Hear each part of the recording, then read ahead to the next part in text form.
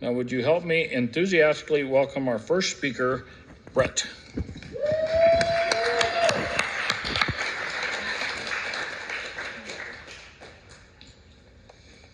Raise this up a little bit.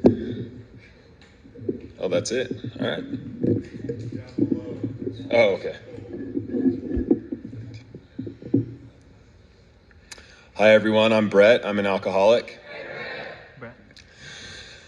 I want to thank Curtis for inviting me to this. This is my first time sharing in front of a group of alcoholics, and I'm a little nervous, but we're going to go ahead and go with it. So I'll go ahead and qualify. I've got a sponsor, and I've worked the steps, and I continue to work the steps, and I have a few sponsees, and they help me every time I meet with them to learn just a little bit more about myself and the 12 steps. I'll kind of go into my history briefly. I was born in a small town in California called Bishop, and it was a very kind of rural town in the Sierra Nevadas, and my mom and stepdad raised us up till I was about 13. I didn't really know my real dad. He was kind of gone before I could remember. But the stepdad showed us love, helped us grow up. We had a pretty decent life up until about 13. He was a police officer and started to get a little violent with us when I was about 12, 13 years old, so we ended up moving to San Diego with my mother. It was my brother, my mother, and I. And that's where a lot of trauma happened. After kind of the abuse and living in this new city, we did not make much money. It was very difficult, and it was hard to adjust. It was hard to kind of adapt to this new place and try to make friends, as an early high schooler. And, I always kind of had trouble fitting in. I always thought I had a lot of friends, but it was very arm's distance, like I would kind of get to know people, but not enough to let them in fully. And I was very superficial. I really cared about what other people thought about me, and I just wanted to fit in, And the way I fit in growing up was sports. I was really good at baseball, football, and basketball, and that was how I met a lot of my friends growing up. When I was in high school, I had a really bad pitching injury, and towards the end of high school, and that was kind of my life, was baseball, and it took its toll on me. With other things going on in my life. And I just remember that was kind of a turning point for me. Around that time, I started drinking for the first time, and I loved it. It was out camping, and we had a blast, and I just felt like I could connect to people again, in a time where I was kind of lost without baseball for that year, and it just turned into a fun time for me.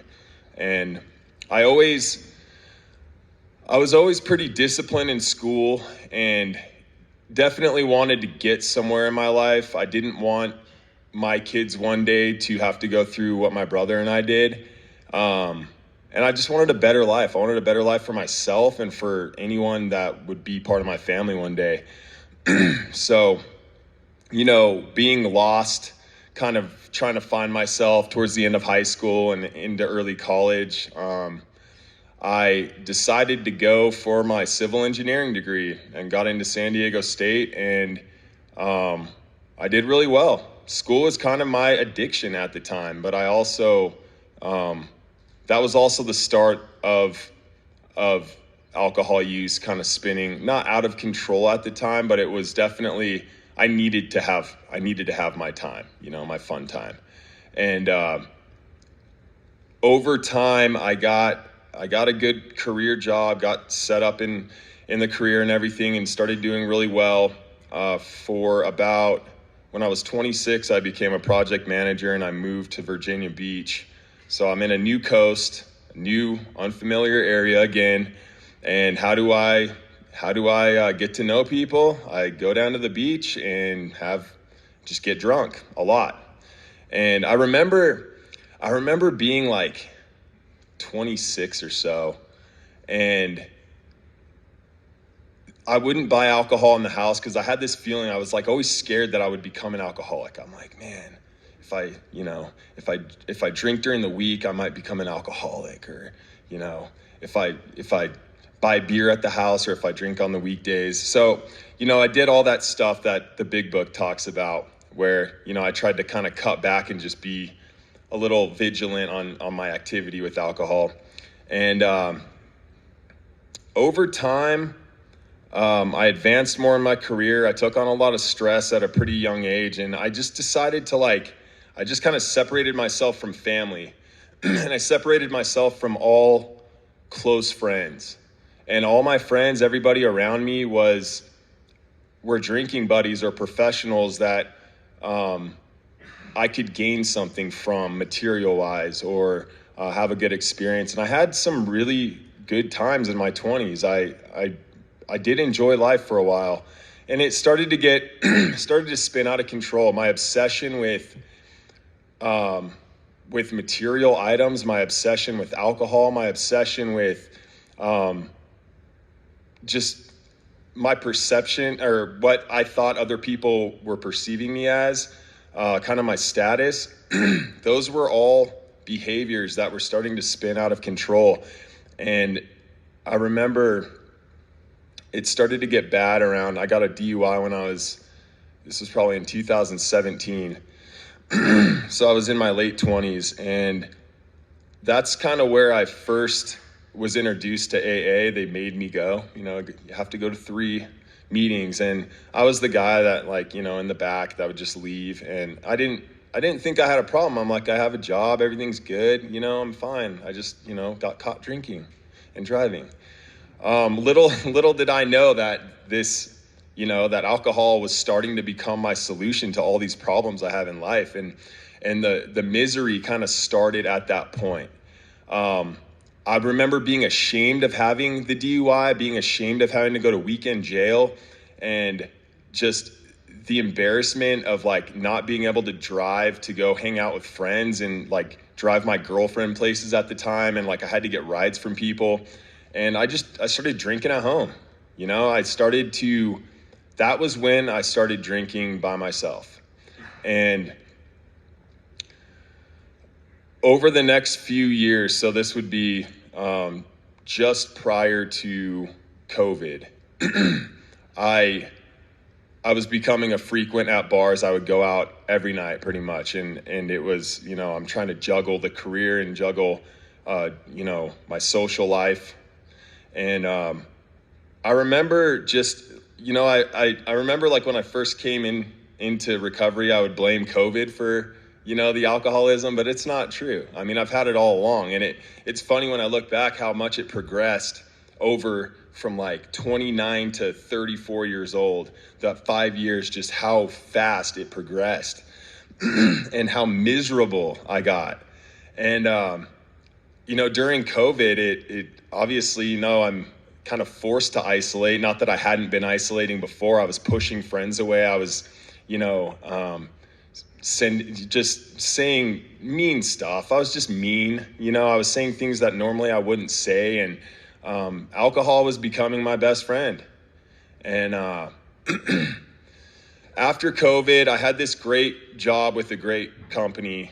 And I was running a really, really cool project. And I figured out a way to kind of work the minimal that I had to at home and, show my face here and there, but I was drinking a lot. And I remember just getting up the courage to call my boss, the big boss of our company, and tell him I had a problem. And that was the start to my journey. That lasted 6 months, and I relapsed. I went straight back into my house. I had bought a house out there, and I was living by myself. I went straight back to that after treatment, straight back to my job, was eager to get back and show him I could do this. after I relapsed, I told them I spoke with family that lives in Prescott, and I told them I need to try something different. And I've been here for about a year and a half, I'd say, almost 2 years. And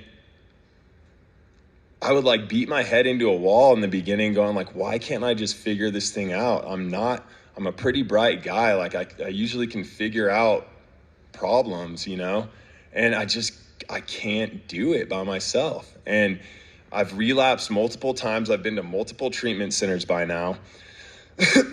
And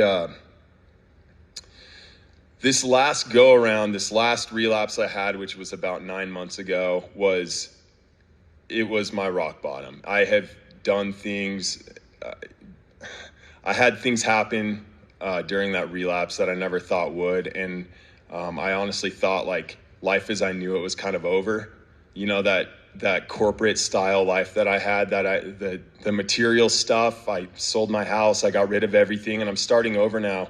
When I first went into treatment, I was just excited to get out so that I could like kind of just keep doing what I was doing. I was dating a girl at the time, but as soon as I got into treatment, something clicked, and I decided to surrender, and I decided to stay not just for their 90-day program, but I stayed for 7 months, and I started a sober living with them. And I'm actually moving out of that sober living with some really good, 2 really great guys in this program, and I'm really excited about it. And I no longer worry about my career. I no longer worry about like, how am I going to get back to where I was and all that. It doesn't matter anymore to me. What matters is I'm understanding that what's happened is what it is. I've learned a lot of lessons through my recovery, and I've learned a lot of lessons from people that have gone through pretty much the exact same stuff I have. You guys understand what I'm talking about when I I can relate. And it's just been it's been a blessing. I can now look at myself in the mirror each day, and actually, instead of having like any kind of guilt or shame, I can accept what's happened in the past, and I can move forward. And I'm proud of what I'm accomplishing just in my life, not in like my material success or anything, but just I'm happy with what I'm doing. I see the smile on my mom's face. I see the smile on my grandparents' face. It's priceless. And I actually get a chance to be present for family and friends that really matter in my life. So thank you, guys.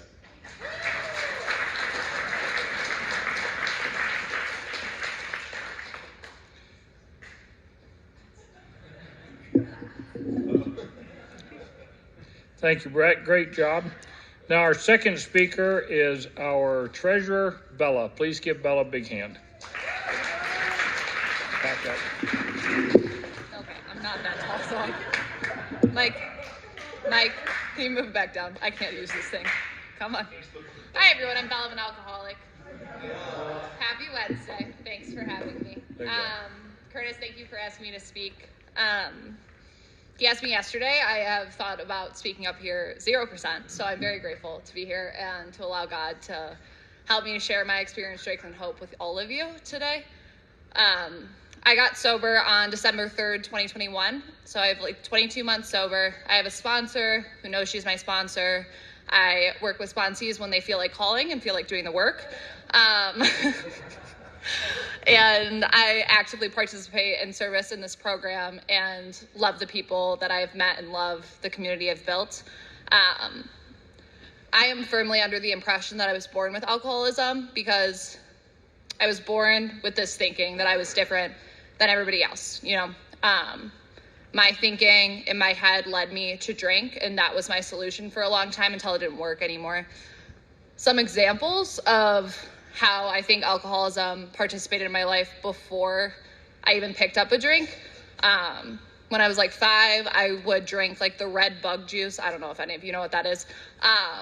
And go around the playground pretending like I was a vampire to scare children younger than me. And like that is not normal behavior. You know, it's like going out of my way to scare other children. I know today is not that normal. When I was 8 years old, I picked up the obsession to drink. My dream life was to be like my father and work my 9 to 5 and come home and sit in my big recliner and drink until I fell asleep. And at 8 years old, like, that's not normal, you know, like those are not things that a regular 8-year-old would imagine or want to happen in their lifetime. The only time I was introduced to therapy before getting sober was when I was 10 and I went to anger management when I was told we had to move states. And going to anger management when you're 10, again, not normal, not normal behavior. I went to private school my whole life, grew up in a bubble and never felt like I fit in this bubble for many different reasons. But in general, like, I was an angry child. I was an angry person. By like age 8, like, I really never was super happy. I never really liked my friends that I made.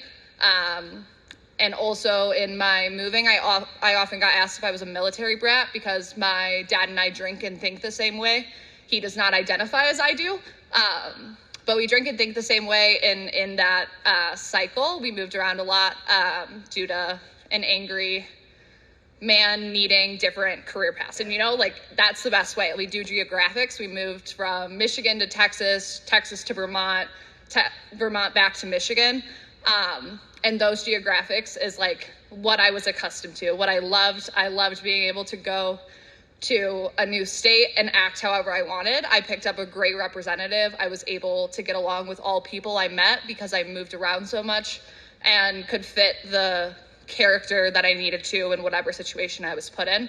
And that for me set me up to be a great alcoholic, you know. Like, I did great drinking in Catholic school.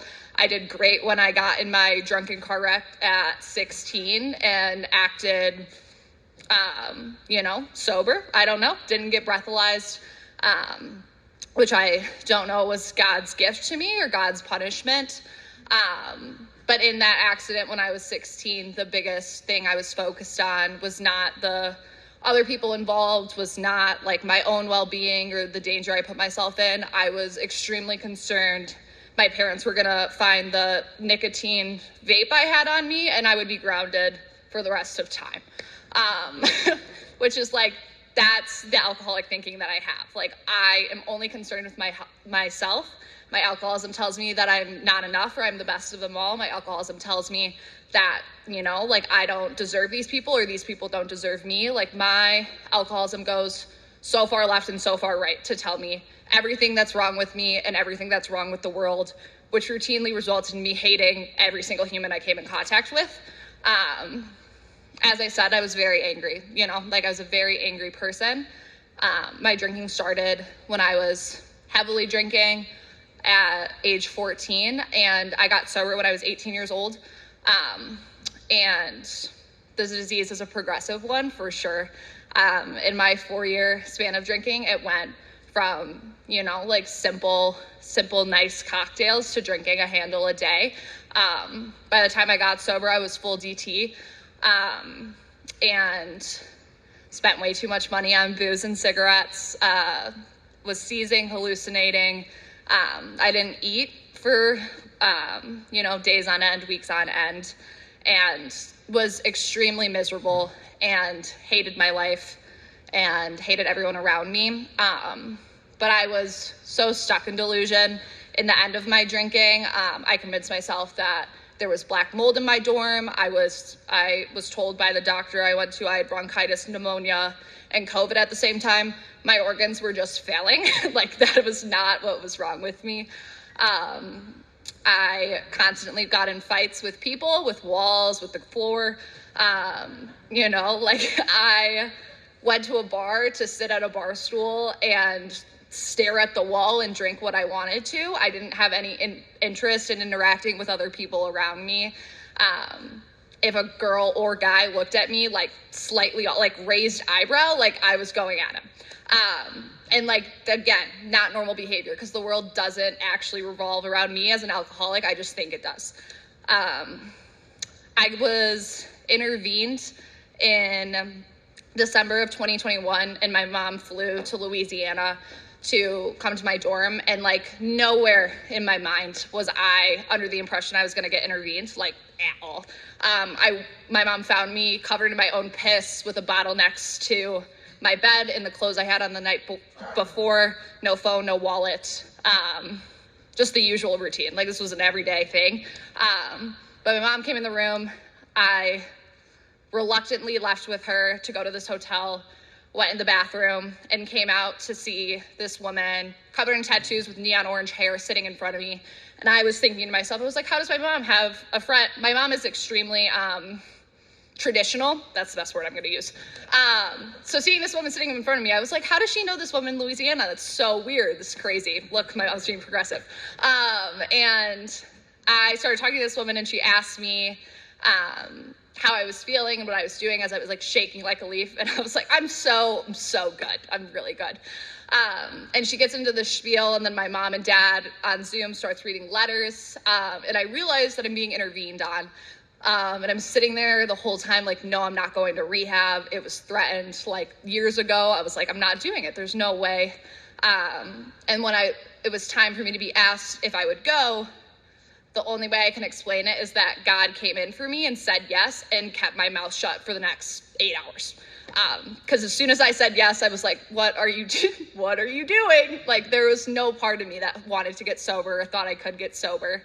But I flew out here to Arizona. I went to a treatment center inpatient for 3 months in Scottsdale, Arizona, and then moved up here in March of 22 to live in an academic-based sober living called Treehouse, for any of you that know. And that's when I really got to see that like alcohol was not the problem. It was the solution to what's going on in my head. These months at Treehouse and months in treatment was the angriest I had ever been, the most miserable I had ever been.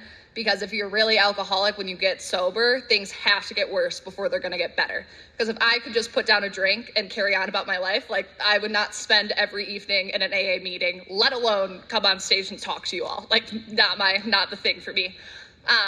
But I stuck with it. I went through 3 different sponsors, just weren't the right fit until I found a sponsor that I admired and had something I didn't have. My sponsor, who's still my sponsor today, had this peace and serenity I never could have imagined. And like every situation I brought to her, she was like so calm and collected and was like, yeah, I hear you. I hear your feelings. And I was like, I don't have feelings. What are you saying? But I started working with her and got to be able to go through all the 12 steps and actually look at my part in everything. Doing my 4th step when I wrote my resentments took me 3 months. If you have not done your 4th and 5th, do not take 3 months. It's horrible. It's awful. But I'm an organizer. I'm a list maker. Paragraphs and paragraphs about these people that have harmed me in so many ways. Institutions that harmed me, places that harmed me, why the world is so awful. Like I was ready for this. Was ready.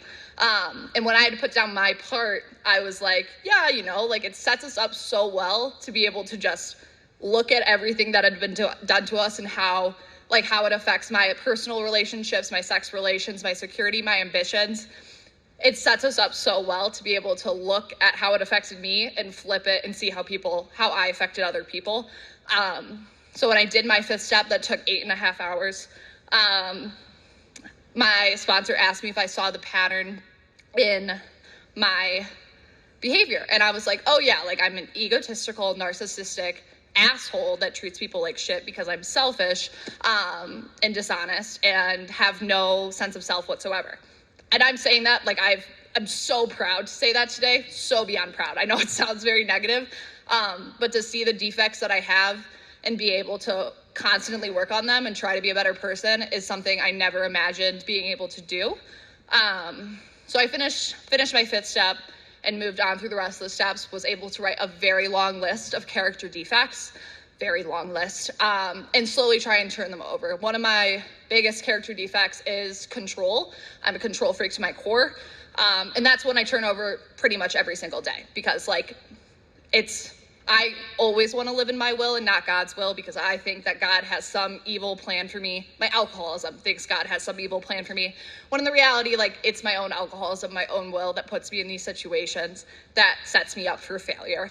And I get to work on that every day and choose God's path and be able to continue on in the best way I possibly can.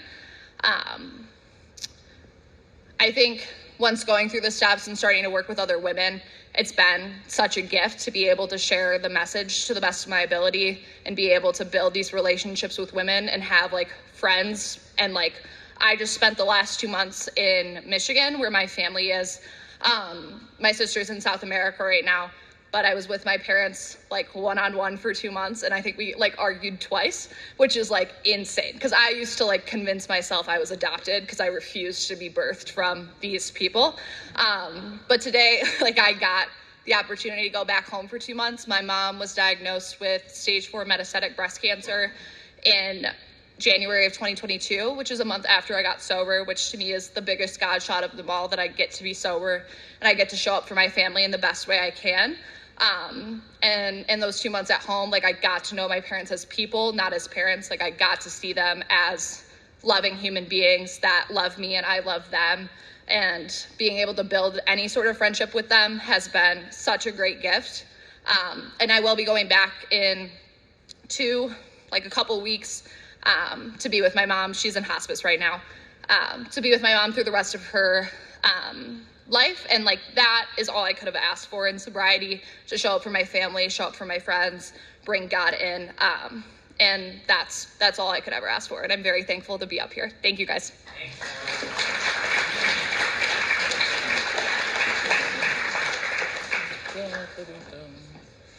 Thank you, Bella. That was a wonderful job. Let's welcome our last speaker, Ozzy. Give Ozzy a big hand.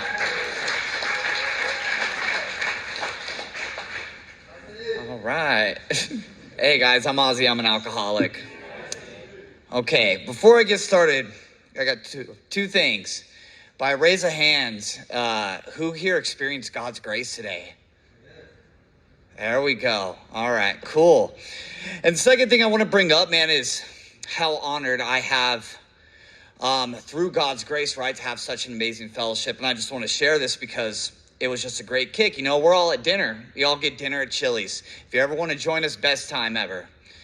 So we're all sitting there. Mike goes, I'm having trouble opening up this ketchup bottle. So he's just tugging away at it, going at it.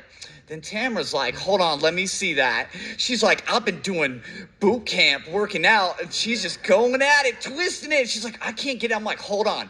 Here, right? And you can just, it's funny to see because the egos start coming alive, right? I'm puffed up. Let me see that. Hold on. So then I'm going, and I'm like, dude, there's got to be something glued on. I'm even using my t-shirt, my legs. I'm like crunching it, trying to get it to open. I'm like, there's just, what the heck's going on? So lastly, Chris is like, I got this. So Chris is taking a crack at it, and Mike's like, server, we can't get this open. And server goes, well, yeah, when the plastic is off underneath the lid, the cap actually doesn't open, and Chris just squirts ketchup right on his fries. And I'm like, man, that's how many people it takes, how many alcoholics it takes to open up a ketchup bottle. So, and for that, I'm grateful. So anyways, my sobriety date is January 9th of 2020. I'm trying to lower a lot of my commitments right now. I have like 3 different ones. I serve as secretary for Subdistrict 14140. I am GSR for this group, is my home group. I attend Subdistrict 14142 meetings. And I also have been running a men's 12 and 12 meeting over Zoom for the last upcoming 4 years. Which my rotation is almost near. So I sponsor 2 guys, and I practice this way of life, right? I keep it simple as I can, because that's the biggest thing my sponsor has taught me. It's because I got a real life thinking problem. You know, I want to figure and solve everything out, right? And it doesn't work so well. So I'll keep it simple, right? Because really what I want to do tonight is just stay in the solution of how we learn to live this way of life. And I'll give you a little rundown, right? For me, my parents, had this disease of alcoholism. My father was dead by the time I could even remember, from an early age, around 6. From those times, right, my mom was a drinker and other substances, and she, just from what I remember those times, right, I was like, I wasn't okay at all. I was fearful of life. I blamed God. I blamed my parents. Blamed. I had zero self-reliance upon human beings.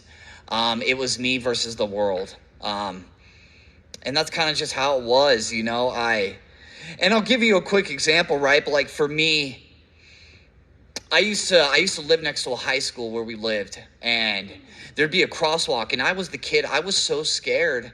I would literally stand at that crosswalk and wait till an adult or a teenager came by. Didn't matter how long, just so I felt safe, right? Some sense of parental guidance in my life. So, you can imagine my life looks like moving around a bunch, families taking me in. A lot of alcoholism runs rampant throughout my family as well. Came a point in my life where some family members took me and my younger sister in. And for me, I'm not going to say this is why I'm an alcoholic, but I was sexually abused by another man for many years. But the truth is this man gave me a solution at that time, which was alcohol. My first drink was, I think it was like a Smirnoff, like triple ice or something. And honestly, all I could tell you about it was I just puked my brains out in a toilet. That was it at the age of 11. But, behaviors, defects, all these things, how I feel about life, the dishonesty, the lying, the cheating. I ended up in a group home. For me, I think that if you're like me, in my experience, we'll do other things if we don't have alcohol, right? Or substances to be that cure for that moment. For me, that involved self-harm. I used to go to the mental hospital a lot just so I could get away, just so I could escape. A place where I thought I felt like I belonged. So anyways, fast forward, basically this is the story of my life is I did complete high school, but every day, right, that was my only desire, right? The obsession to want to get loaded every single day. I had zero cares. I didn't want to have responsibility. I didn't want to grow up. I didn't want to show up for my family. I had a lot of resentment. I had a lot of anger. I had a lot of dislike. I just surrounded myself where I thought I belonged. I remember the first time I got involved in Alcoholics Anonymous. I was 18 years old through the justice system. And because my grandfather at the time that I was living with in California was an active member. And he would take me to meetings all the time, and I remember this experience that really turned me off from AA, because I watched a guy get 5 years, and then he came back the next day and got honest and lied. Now I see the difference, right? That he had relapsed that same night and took a dirty chip. And instantly I convinced myself this isn't real, right? How could you do that? That's not right. So I really believe that there's no way you could be sober. There's just no way. Everybody's got to do a little something. So, and I ran with that for a long time.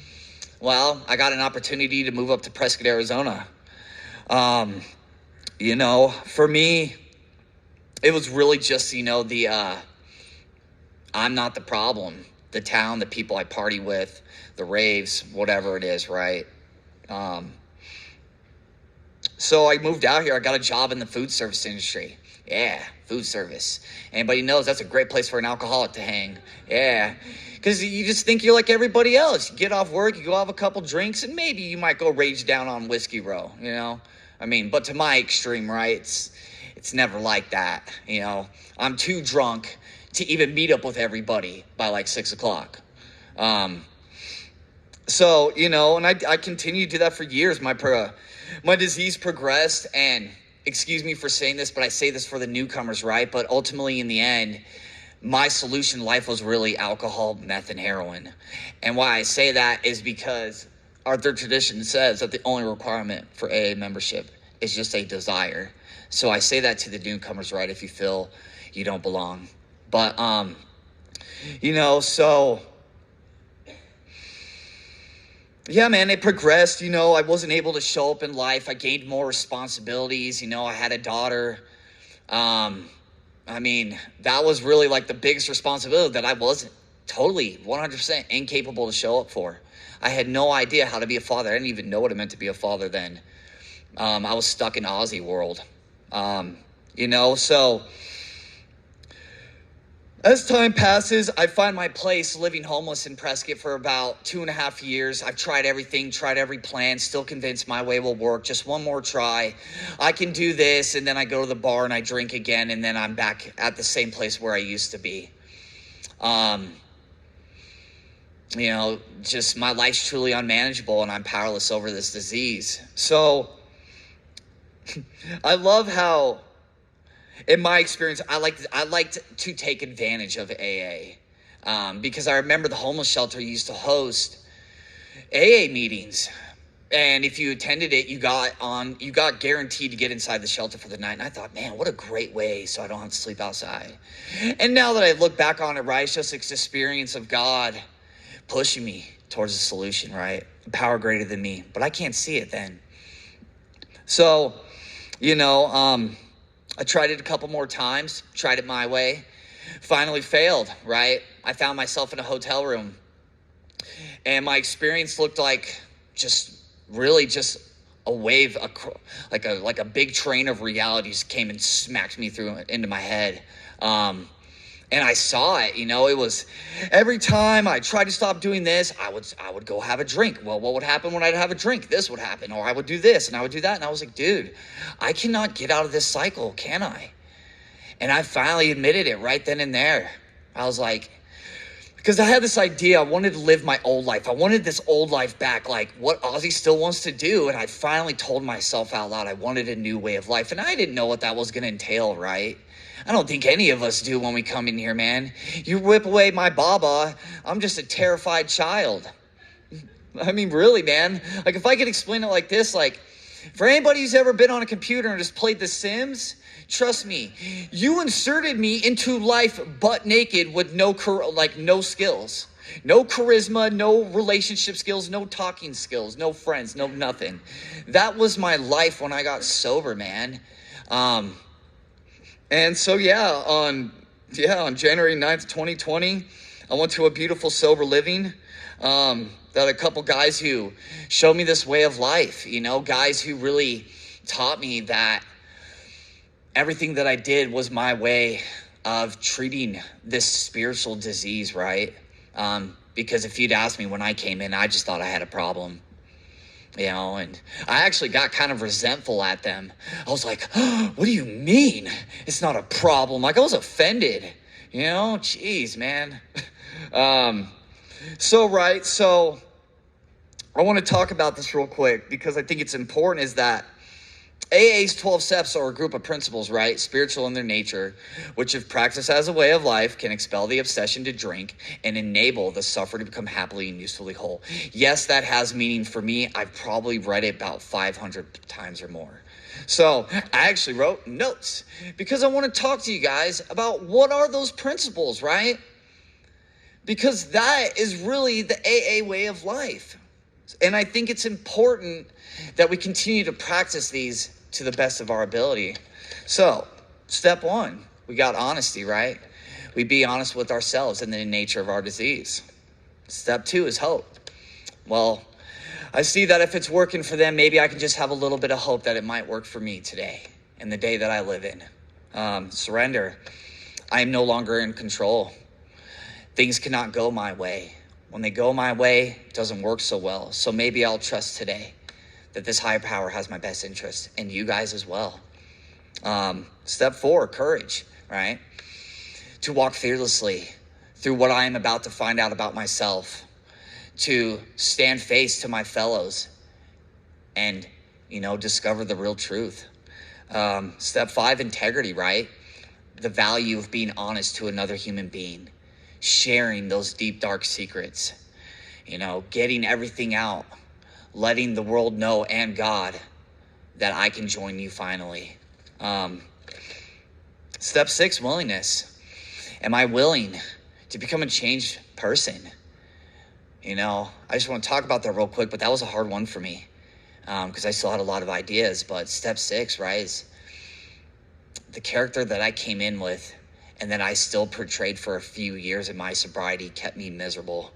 And lately, I haven't had a desire to even be that person. I'm actually happier today. So let's see, step 7, humility, right? A desire to seek and do God's will, right? To humbly ask him, as it says. Step 8, love. To love those, to love others, to love the ones that I have caused the harm to. Step 9, responsibility. Man, what a strong word, responsibility. You know, I came in, I didn't understand responsibility. I didn't understand what it meant to take, action for my own behaviors and attitudes that I have caused throughout the years. Step 10, discipline. I can admit it once to you that I'm wrong, but can I continue to discipline and let God be my teacher and discipline me, right? Step 11, the awareness.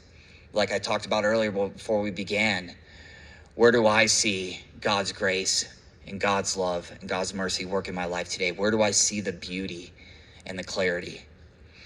And last but not least, step 12 is service, right? The theme of step 12 is the joy of living, giving back, and living free. And with that, guys, thank you very much. I'll pass.